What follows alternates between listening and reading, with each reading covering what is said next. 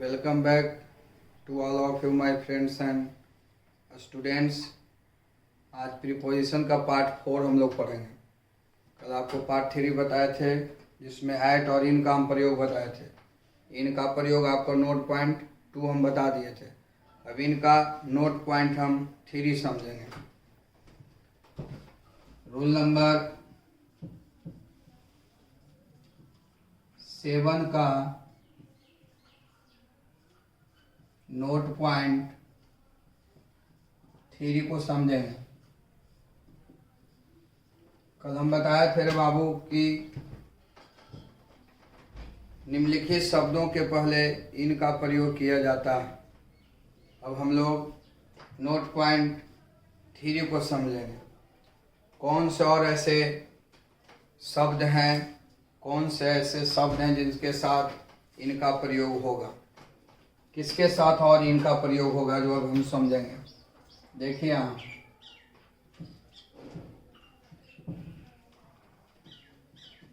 महीनों, मंथ्स, महीनों के नाम के पहले, महीनों के नाम के पहले इन का प्रयोग किया जाता है। महीनों के नाम के पहले इन का प्रयोग किया जाता है रे बाबू। इनका प्रयोग हम लोग नोट पॉइंट 3 को समझेंगे। महीना के नाम के पहले इनका प्रयोग होगा। महीनों के नाम के पहले इनका प्रयोग किया जाता है। जैसे समझेंगे हम लोग, जैसे इन जनवरी, महीना का नाम है। इन फरवरी, महीना का नाम है। इन मार्च, जो भी महीना का नाम रहे दिसंबर तक। इन जून, ETC। तो महीनों के नाम के पहले इनका प्रयोग किया जाता है। महीनों के नाम के पहले इनका प्रयोग किया जाता है, याद रखिएगा। हम लोग नोट पॉइंट 3 पढ़ रहे हैं इनके बारे में, जिसमें हम यह बतलाएं कि महीनों के नाम के पहले इनका प्रयोग किया जाता है। जैसे देखिए यहाँ समझना है, जैसे I shall go to Patna, मैं पटना जाऊंगा। मैं पटना जाऊंगा जनवरी, मैं पटना जनवरी में जाऊंगा। यहाँ समझना है, जनवरी एक महीना का नाम है, इसीलिए इसके साथ इनका प्रयोग किया जाएगा। जैसे समझना है,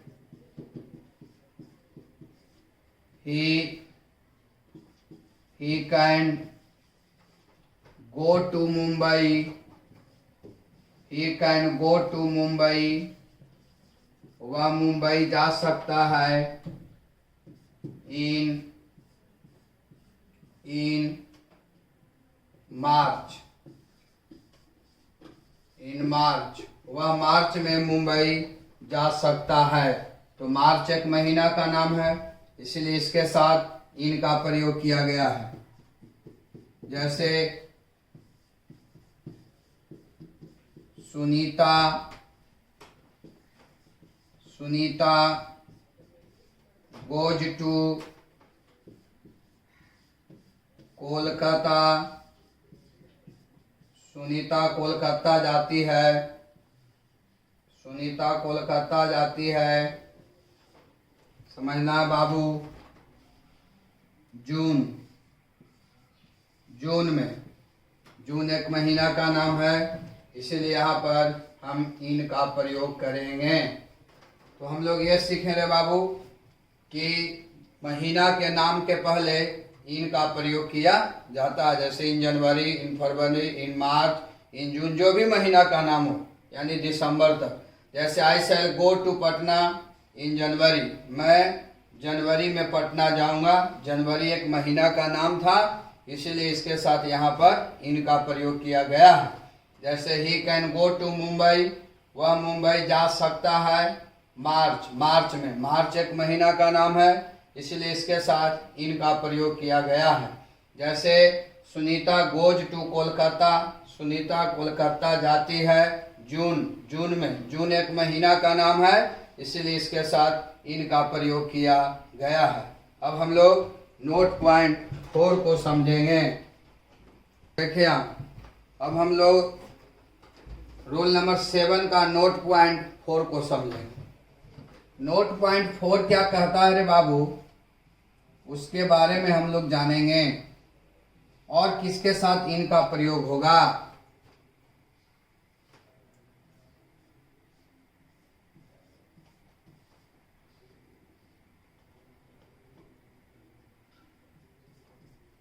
ऋतुओं के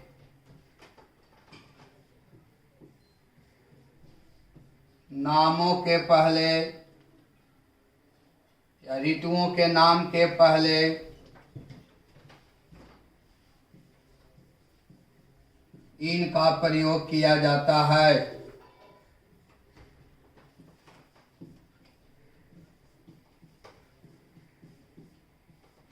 ऋतुओं के नाम के पहले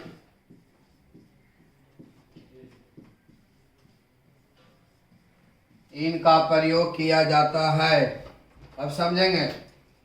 नोट पॉइंट 4 कहता है कि ऋतुओं के नाम के पहले इनका प्रयोग किया जाता है। अभी हम पढ़ाए थे थ्योरी में कि महीनों के नाम के पहले इनका प्रयोग किया जाता है। तो महीनों के नाम के साथ साथ ऋतुओं के नाम के पहले भी इनका प्रयोग किया जाता है। जैसे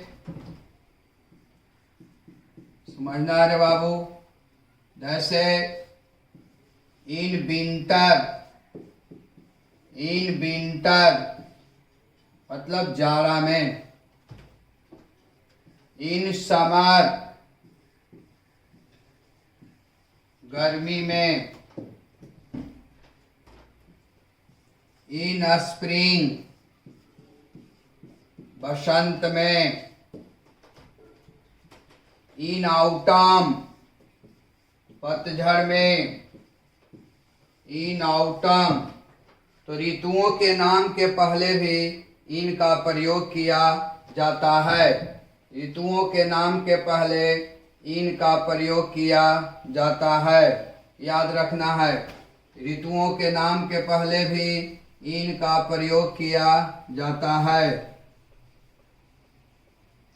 ऋतुओं के नाम के पहले इन का प्रयोग किया जाता है। जैसे हम लोग समझने की कोशिश करेंगे।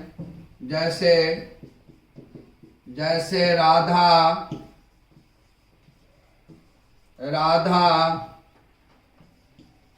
Can go to Patna, Radha Patna जा सकती है। राधा पटना जा सकती है विंटर जाड़ा में।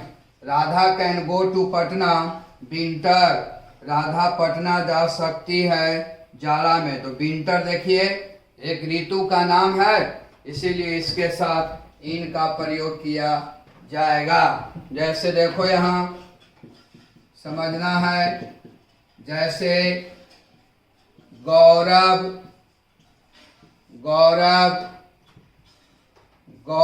Will go to Jehanabad, Gaurav will go to Jehanabad, Gaurav Jehanabad जाएगा।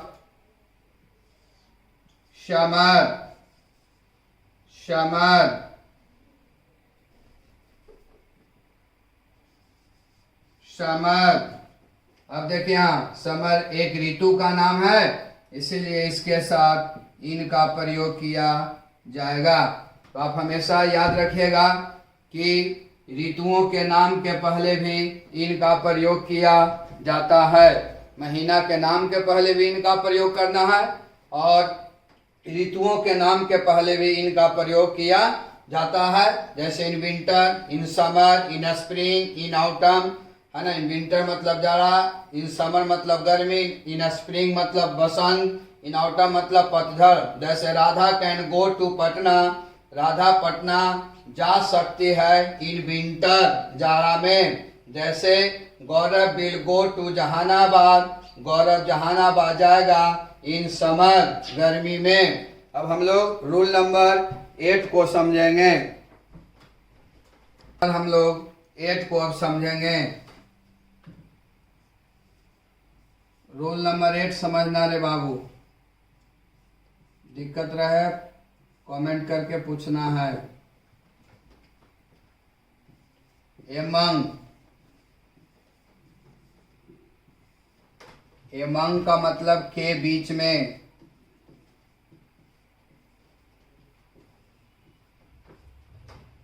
और एमंगस्ट,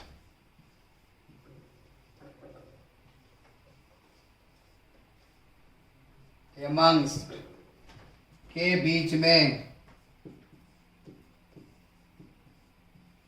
के बीच में। अब देखिए समझना है। एक हम आपको प्रीपोजिशन का फर्स्ट वीडियो में बिटवीन और एमंग पढ़ाए होंगे। आज हम बतला रहे हैं एमंग और एमंगस्ट। एमंग का मतलब ही के बीच में और एमंगस्ट का मतलब ही के बीच में। एमंग और एमंगस्ट दोनों एक प्रीपोजिशन है। एमंग और एमंगस्ट दोनों एक प्रीपोजिशन है और दोनों का मतलब होता है के बीच में। एमंग का मतलब ही के बीच में और एमंगस्ट का मतलब भी के बीच में। लेकिन कब हमें एमंग का प्रयोग करना है और कब हमें एमंगस्ट का प्रयोग करना है, तब यहाँ हम लोग समझेंगे। एमंग और एमंगस्ट का प्रयोग समझेंगे। दोनों का प्रयोग, दोनों मतलब किसका रे बाबू? एमंग और एमंगस्ट दोनों का। दोनों का प्रयोग यानी एमंग और एमंगस्ट दोनों का। दोनों का प्रयोग दो व्यक्तियों, दोनों का प्रयोग दो व्यक्तियों या दो वस्तुओं, दोनों का प्रयोग दो व्यक्तियों या दो वस्तुओं से अधिक,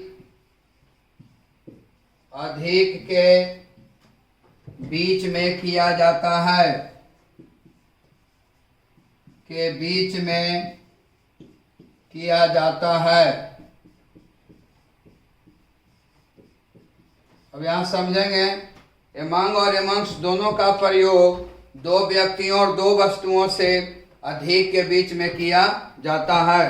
तो आप कह सकते हैं क्या सर दोनों का प्रयोग दो व्यक्तियों और दो वस्तुओं से अधिक के बीच में किया जाता है, तो दोनों में अंतर क्या है? कब हम एमंग का प्रयोग करेंगे, कब हम एमंगस्ट का प्रयोग करेंगे? क्योंकि दोनों का प्रयोग दो व्यक्तियों और दो वस्तुओं से अधिक के बीच में ही करना है। तो दोनों में डिफरेंस क्या है, दोनों में अंतर क्या है? कब हमें एमंग का प्रयोग करना चाहिए और कब हमें एमंगस्ट का प्रयोग करना चाहिए? क्योंकि दोनों का प्रयोग दो व्यक्तियों और दो वस्तुओं से अधिक के बीच में किया जाता है। तब आप कह सकते हैं कि तब हम कैसे हम एमंग का प्रयोग करेंगे और कैसे एमंगस्ट का प्रयोग करेंगे। अब यहां समझिएगा, एमंग का प्रयोग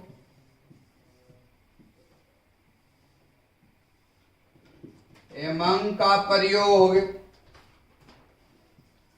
एमंग का प्रयोग कॉन्सोनेंट, एमंग का प्रयोग कॉन्सोनेंट लेटर, एमंग का प्रयोग कॉन्सोनेंट लेटर, एमंग का प्रयोग कॉन्सोनेंट लेटर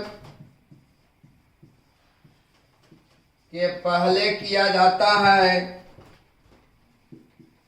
के पहले किया जाता है तथा एमंगस्ट का प्रयोग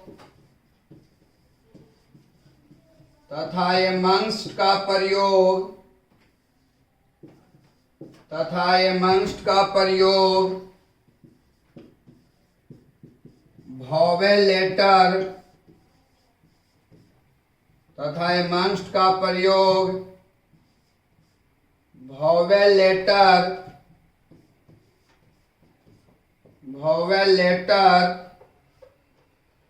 के पहले किया जाता है।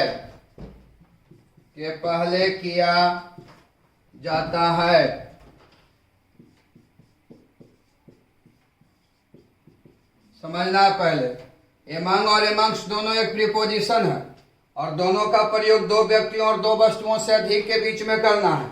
लेकिन दोनों में डिफरेंस ये है रे बाबू कि जहां पर कॉन्सोनेंट रहेगा वहां पर एमंग का प्रयोग करेंगे और जहां पर वोवेल रहेगा वहां पर हम एमंग्स का प्रयोग करेंगे। और दोनों का प्रयोग दो व्यक्तियों और दो वस्तुओं से अधिक के बीच में करना है। लेकिन कॉन्सोनेंट के साथ एमंग का प्रयोग करना है और वोवेल के साथ एमंग्स का प्रयोग करना है। यही दोनों में डिफरेंस है, अंतर है। इसको तब तक आप लिखिए, तब इसका एग्जाम्पल बतलाते हैं। चलिए अब देखिए, हम बताए थे आपको कि एमंग और एमंग्स दोनों का प्रयोग दो व्यक्तियों और दो वस्तुओं से अधिक के बीच में करना है। लेकिन कॉन्सोनेंट रहेगा तो एमंग लगेगा और वोवेल रहेगा तो एमंग्स का प्रयोग करना है। जिसका एग्जाम्पल समझिएगा,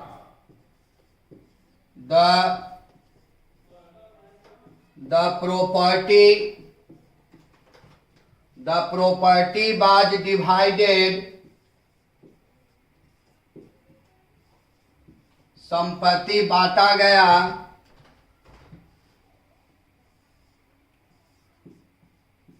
6 brothers, संपत्ति 6 भाइयों के बीच में बांटा गया। अब देखना है यहाँ, the property was divided 6 brothers, संपत्ति 6 भाइयों के बीच में बांटा गया। यहां समझेंगे एमंग और एमंग्स के बारे में। अब देखिए यहाँ, तो the property was divided 6 brothers. तब देखिए यहाँ 6 का मतलब 6, 2 से अधिक है बाबू, 2 से अधिक रहेगा तो एमंग और एमंग्स दोनों का प्रयोग होगा। लेकिन कॉन्सोनेंट और वोवेल को पकड़ना है। तो देखिए यहाँ 6 का मतलब 6 हुआ, जबकि एस है जो कॉन्सोनेंट है, तो कॉन्सोनेंट के साथ क्या चीज का प्रयोग होगा? एमंग का प्रयोग होगा। यहाँ पर हम एमंग का प्रयोग करेंगे। जैसे समझना बाबू, जैसे द लैंड इज डिवाइडेड, जमीन बांटा जाता है, जमीन बांटा जाता है 8 सन्स, जमीन बांटा जाता है 8 पुत्रों के बीच में, एमंग और एमंग्स्ट। अब देखिए आप लोग समझिएगा, कहता है कि द लैंड इज डिवाइडेड, जमीन बांटा जाता है 8 सन्स, 8 पुत्रों के बीच में। तो 8 मतलब 8, 2 से अधिक है। लेकिन यहां समझिए ये है जो वोवेल है, अब वोवेल रहेगा तब एमंग्स का प्रयोग करना है। एमंग्स का प्रयोग होगा। जैसे एक और एग्जांपल हम लोग सीखेंगे, दिस मैंगो इज डिवाइडेड, यह आम बांटा जाता है, यह आम बांटा जाता है अस, हम लोगों के बीच में, एमंग्स्ट और एमंग। अब समझेंगे यहाँ, दिस मैंगो इज डिवाइडेड अस। अब देखिए अस में यू है जो वॉवेल है, अब वॉवेल के साथ एमंग्स का प्रयोग किया जाता है। तो आप हमेशा याद रखिएगा कि एमंग और एमंग्स दोनों का प्रयोग दो व्यक्तियों और दो वस्तुओं से अधिक के बीच में किया जाता है, लेकिन कॉन्सोनेंट रहेगा तो एमंग का प्रयोग करना है, और वॉवेल लेटर रहेगा तो एमंग्स का प्रयोग करना है। इसको आप लिख सकते हैं। जितना भी आपको हम लिखा रहे हैं, पढ़ा रहे हैं, वीडियो जो आप देख रहे हैं, वो सभी को कॉपी पर फेयर करना है, सभी को लिखना है। चलिए अब हम लोग रूल नंबर नेक्स्ट समझते हैं। रूल नंबर 9 हम लोग सीखेंगे। रूल नंबर 9 सीखेंगे रे बाबू, प्रीपोजिशन का रूल नंबर 9 सीखेंगे। बाय के बारे में समझेंगे। बाय आखिर है क्या? तो बाय का मतलब से होता है। बाय का मतलब से होता है। अब समझना यहाँ, ऐसे तो आप लोग जानते भी होंगे कि बाय का मतलब के द्वारा होता है, लेकिन के द्वारा तब होता है जब उसका प्रयोग हम लोग पैसिव वॉइस में करते हैं। लेकिन बाय का मतलब से होता है, तब हम किसके साथ बाय का प्रयोग करेंगे तो उसका मतलब से होगा। तो यहां समझना है, इसका प्रयोग, किसका प्रयोग रे बाबू? बाय का प्रयोग। इसका प्रयोग आवागमन, इसका प्रयोग आवागमन के अर्थ में, इसका प्रयोग आवागमन के अर्थ में किया जाता है। इसका प्रयोग आवागमन के अर्थ में किया जाता है। आवागमन का मतलब जिससे हम लोग आते और जाते हैं। आवागमन जिससे हम लोग आवागमन करते हैं, आते और जाते हैं, यानी सवारी जिससे हम लोग आते जाते हैं उसको आवागमन कहते हैं। और आते जाते हैं क्या चीज से? सवारी से। यानी हम कह सकते हैं, यानी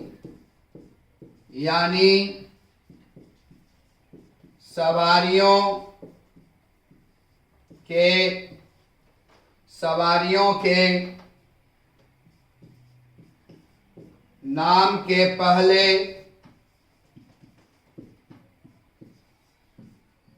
बाय का प्रयोग किया जाता है, क्योंकि हम लोग आवागमन करते हैं सवारी से रे बाबू, और सवारी के साथ बाय का प्रयोग करेंगे। जब हम लोग सवारी के साथ बाय का प्रयोग करेंगे तो वहां पर उसका मतलब से होगा।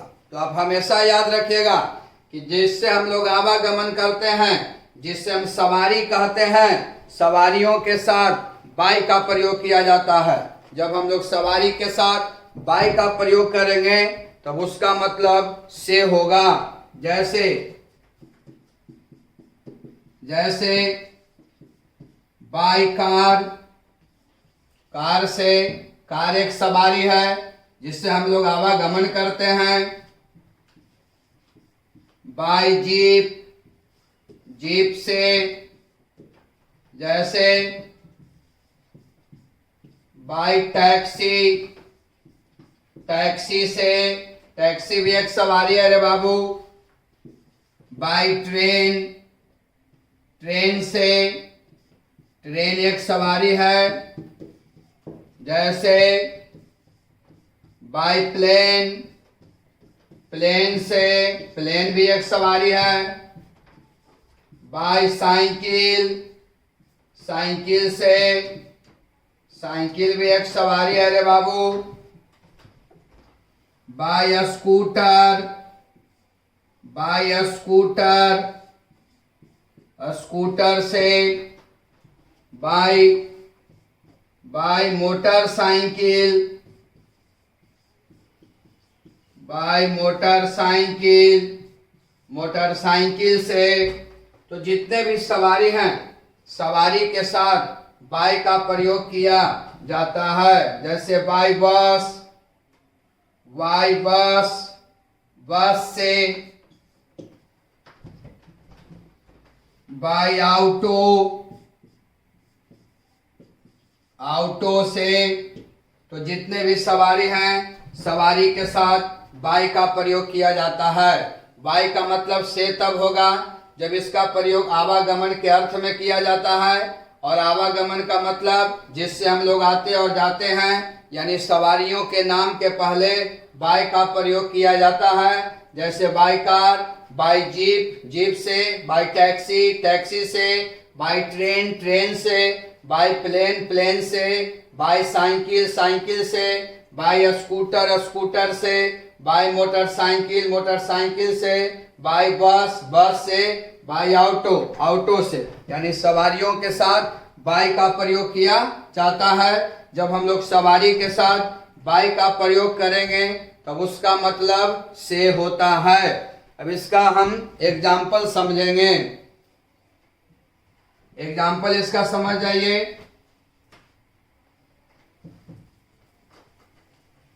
अब देखिए, हम लोग सवारी के साथ बाय का प्रयोग करना है। जब सवारी के साथ बाय का प्रयोग होगा तो उसका मतलब से होगा। जैसे ही ऑलवेज, वह हमेशा, कम्स हेयर, वह हमेशा यहाँ आता है, वह हमेशा यहाँ आता है। बस, बस से, वह हमेशा यहाँ बस से आता है। बस एक सवारी है रे बाबू, और सवारी के साथ बाय का प्रयोग किया जाता है। जैसे जैसे गोपाल, जैसे Gopal goes to market, Gopal बाजार जाता है। कार, कार से, कार क्या है? एक सवारी है, और सवारी के नाम के पहले बाय का प्रयोग किया जाता है। जैसे एक और एग्जाम्पल समझ जाइए। जैसे हरी, हरी कैन गो टू पटना, हरी पटना जा सकता है ट्रेन, ट्रेन से। ट्रेन एक सवारी है, और सवारी के पहले बाय का प्रयोग किया जाता है। अब देखिए यहाँ एक्सेप्शन, अपवाद। अभी हम पढ़ाए थे रे बाबू कि बाय का मतलब से तभी होगा जब इसका प्रयोग हम लोग सवारी के साथ करते हैं। लेकिन अब अपवाद इसका आ गया। अपवाद उसे कहते हैं जो नियम कानून को नहीं मानता है, जो किसी सिद्धांत को विपरीत चलता है, जो किसी भी नियम को वो मानता नहीं, उसे हम अपवाद कहते हैं। नियम है कि सड़क पर बाईं ओर चलना चाहिए, तो तू क्या मैं गिना हम जब चलो तो दाहिने ओर, उसी को हम कहते हैं अपवाद। नियम कहता है कि सवारी के साथ ही हम बाय का प्रयोग करेंगे तब उसका मतलब से होता है। लेकिन देखिए अपवाद क्या कहता है? What is time, what is time, what is time by, by your watch. आपके घड़ी से क्या समय हुआ? देखिए यहाँ, अब ध्यान दीजिएगा, what is time bye your watch. यहाँ पर देखिए what is time bye your watch, ये दिए गए सेंटेंस में कोई भी सवारी नहीं है, तो पर भी यहाँ बाय का प्रयोग किया गया है। समय के लिए, वॉच के लिए यहाँ पर बाय का प्रयोग किया गया है। जबकि नियम कहता है कि बाय का प्रयोग करना है सवारी के लिए, लेकिन यहाँ पर बाय का प्रयोग सवारी के लिए नहीं किया गया है, टाइम के लिए किया गया है। इसलिए यहाँ पर बाय का प्रयोग किया गया, क्योंकि यह एक क्या है? अपवाद है। नियम का पालन किया। नियम कहता था कि बाय का मतलब से तब होगा, बाय का मतलब से तब होगा जब उसका प्रयोग हम लोग सवारी के साथ करते हैं। लेकिन भारतीय टाइम के साथ बाय और बात होता है, क्योंकि यह एक अपवाद है। इसलिए आप किसी भी इंसान से आप समय पूछते हैं तो हम लोग बोल देते हैं, या कोई भी व्यक्ति बोल देता है कि भारतीय टाइम इन योर वॉच, जो बिल्कुल ही रॉन्ग है, गलत है। वहां पर होता है what is time, bye your watch, और यह एक अपवाद है। यहाँ पर बाय का मतलब ही से इसका अर्थ होगा, जबकि सवारी के साथ बाय का प्रयोग करना है, लेकिन व्हाट इज टाइम के साथ बाय का प्रयोग किया जाता है, जिसका भी अर्थ से होता है, क्योंकि यह एक अपवाद है। अब हम लोग अगला वीडियो में मिलेंगे, तब तक के लिए गुड बाय।